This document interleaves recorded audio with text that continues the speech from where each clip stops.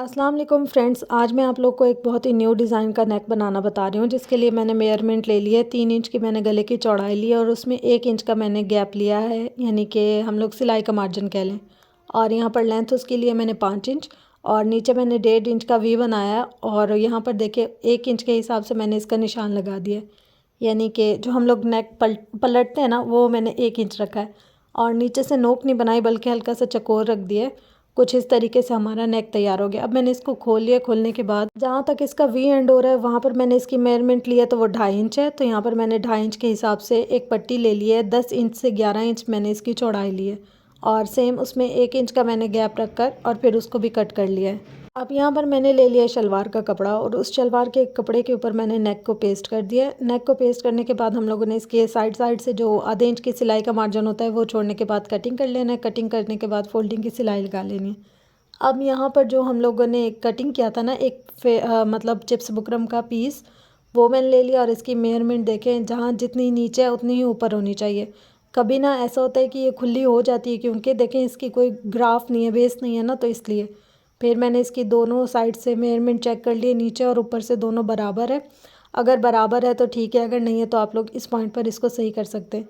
फिर पेस्टिंग करने के बाद मैंने इसको सारे अंदर से टक टक लगा दिया और टक लगाने के बाद एक्स्ट्रा जो फैब्रिक था ना, उसको अंदर की तरफ फोल्ड कर लिया।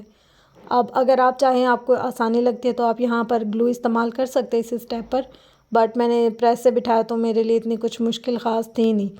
फिर अब देखिए यहाँ पर मुझे लेस लगानी है। और अगर आप प्रो हैं और आपको बहुत ज़्यादा एक्सपीरियंस है तो आप ऐसे भी लगा सकते हैं, लेकिन यह है कि आजकल इस ग्लू का बहुत ज़्यादा यूज़ होता है। तो मैं सोच रही थी कि मैं भी आप लोग के साथ इसी की ही ट्यूटोरियल्स और वीडियोस शेयर करती जाऊँ।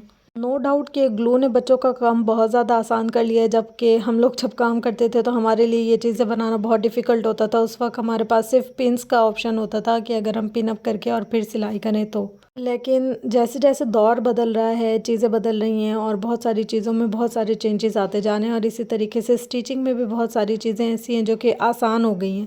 पहले की निस्बत हम लोग के लिए कुछ चीज़ें बहुत मुश्किल होती थी, लेकिन अब देखें तो बहुत ज़्यादा आसान हो गई है। तो यहाँ पर मैंने सारी अंदर और बाहर दोनों साइड लेस को अटैच कर लिया। और यहाँ पर मैंने ले लिया शर्ट का फैब्रिक फ्रंट पीस और इसकी दरमियान से क्रीज़ बना लिया। क्रीज़ बनाने के बाद मैंने इसको खोल लिया। खोलने के बाद जो मैंने इसका नेक बनाया था ना, यानी कि नेक पेस्ट किया था, उसके हिसाब से इसको रखा। अब यहाँ पर देखिए हम लोग ऊपर वाले नेक के हिसाब से मेजरमेंट लेंगे, ना कि नीचे वाले नेक की नोक के हिसाब से, क्योंकि जब ये सिलाई होगा तो ये ऊपर वाली साइड पे ही जाएगा। तो यहाँ पर मैंने देखा जितनी मुझे मेजरमेंट चाहिए थी उसी के हिसाब से रख दिया। अगर आप देखें तो 3 इंच पे आ रहा है हमारा निशान।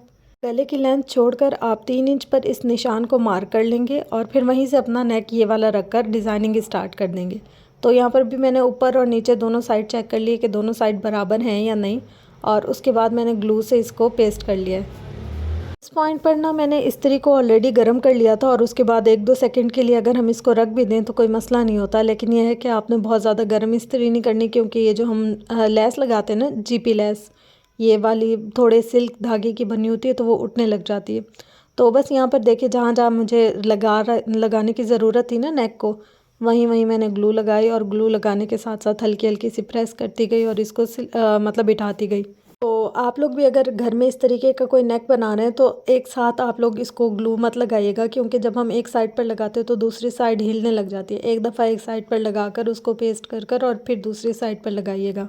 ये तरीका एक तो आसान भी और दूसरा ये कि बार बार आप लोगों को कपड़ा उठाकर सेट करने की ज़रूरत नहीं पड़ती। बस अब देखें, एक दफ़ा जब मेरी इसकी सेटिंग हो गई तो फिर अब मैंने यहाँ पर इसकी सिलाई कर दी। इसकी सिलाई में मुझे पता चला था कि मैंने लेस को थोड़ा आगे पीछे कर दिया है, यानी कि बिल्कुल प्रॉपर रख कर पेस्ट नहीं किया। तो फिर जो जो गलतियाँ थी ना, यहाँ पर मैं उन सारी गलतियों को सेट कर रही थी।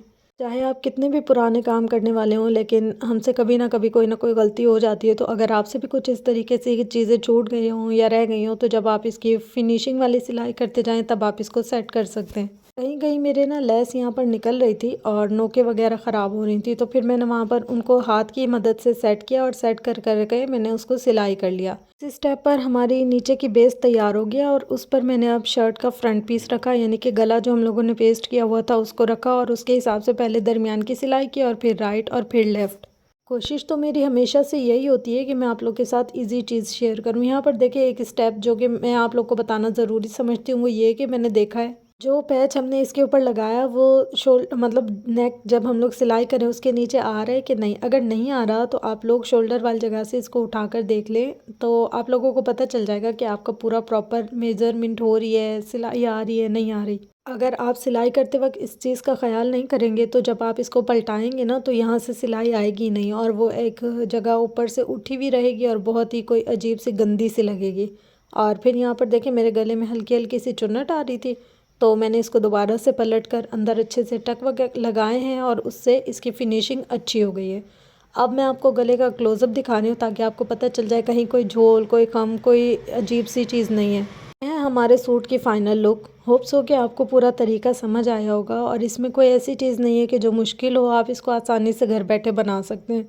मैंने बिल्कुल कोशिश ऐसे की है कि आप लोग के साथ बिल्कुल आसान तरीका शेयर करूं, लेकिन अगर फिर भी कुछ ऐसी चीज़ जो मुझसे रह गई हो या जो आपको समझ में नहीं आई हो तो आप कमेंट ज़रूर कर सकते हैं।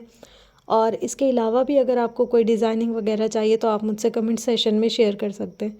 इंशाल्लाह इससे भी अच्छी और मज़े की इंटरेस्टिंग सी वीडियोस लेकर आप लोग के साथ आती रहूँगी। आप लोग को बस एक ही काम करना है, चैनल को लाइक, कमेंट, शेयर और सब्सक्राइब करने हैं बस। इसके अलावा आप लोगों को और कोई ज़हमत नहीं करनी है। और जो मेरा ट्यूटोरियल या समझाने का तरीका है वो आपको कैसा लगा वो भी कमेंट में ज़रूर बताना है। तो फ्रेंड्स ये बिल्कुल सिंपल लॉन पर भी बन सकता है, कॉटन पर, लीलन पर, हर तरह के फैब्रिक पर आपका ये वाला नेक का डिज़ाइन बन सकता है। तो ज़रूर ट्राई कीजिए।